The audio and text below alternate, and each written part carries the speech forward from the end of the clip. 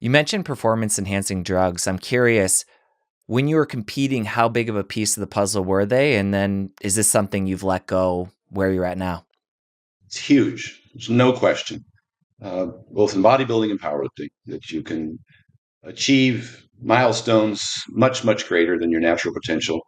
You can go beyond your genetic potential, although there are hyper responders that do even better on performance enhancing drugs than others. There's not an equal responding. You see people who use them and don't make extraordinary progress, and people who use very little of them and do. But I was diagnosed hypogonadal when I was 20 years old. When I got a blood test, I had varicocele, which in some percentage of people can cause low T, low testosterone. And so I went therapeutically, went on testosterone at that age. So I've been using testosterone for well over 30 years. And then throughout my competitive career, of course, a little bit was good and a little bit more turned out to be better. And there's, definitely a point at which that becomes extremely compromising to your health. And we push those limits, to compete against each other. Um, I certainly wouldn't recommend it after looking back at everything that I went through and the times at which, I mean, I went off for 10 years from 1996 to 2005 or right about there, 1997 to 2006 when I started competing again in '06. And it was miserable because I was hypogonadal and I didn't use any therapy or treatment or anything. And I can remember that time. It's all the brain fog and it's just, there's a host of problems that go along with being low T.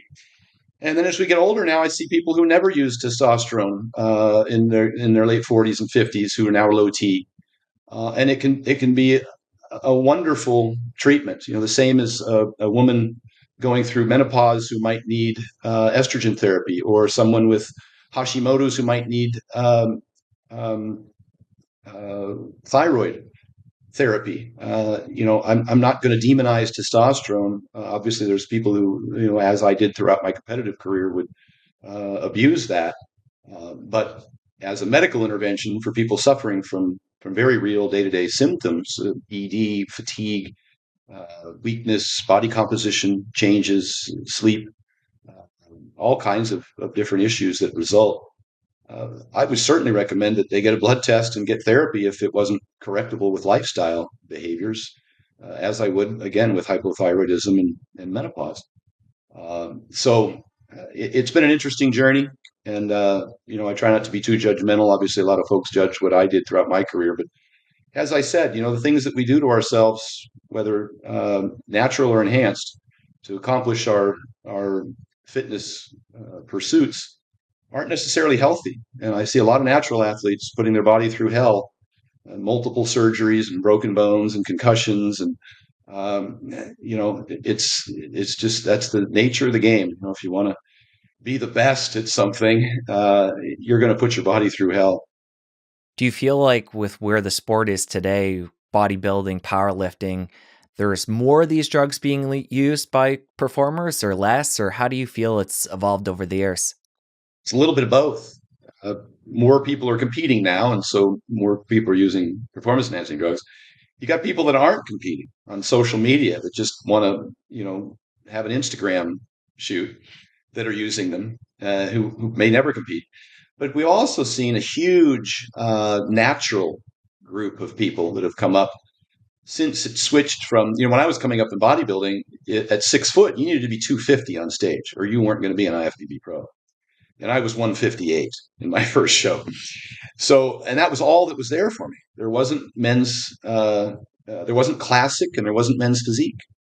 Now I think there's other role models out there, whether it's natural or in men's physique, potentially more attainable. I'm not suggesting those people don't use performance enhancing drugs. They probably, the vast majority of them certainly do in the IFBB. But that's a physique that someone could reasonably strive for in the absence of drugs. And there's a lot of natural federations that a lot of great, smart, uh, hardworking, uh, Dr. Lane Norton, and a host of others that compete in, even in powerlifting, Greg Knuckles and others who are drug tested, uh, who have done very well. I mean, I'm proud of their accomplishments. They're probably 90% as strong as some of the best drug using athletes out there. Uh, and so, I don't pass judgment. I just can speak to people from personal experience what the ups and downs were, and uh, I just I like that more people are involved in fitness. But you got to understand, it's fitness and health are not the same thing. And as far as competition goes, people are probably more and more likely to go on the dark side just to try and maximize their results. If you enjoyed that clip, press here for the full episode. I'll see you over there. Oranges are very high on the satiety index, as are potatoes. To be honest, boiled potatoes I have in all of my weight loss clients' diets because they're really high on the satiety index. Carbohydrates don't need to be demonized. The reason I like them, if we're having this discussion about athletes, is because they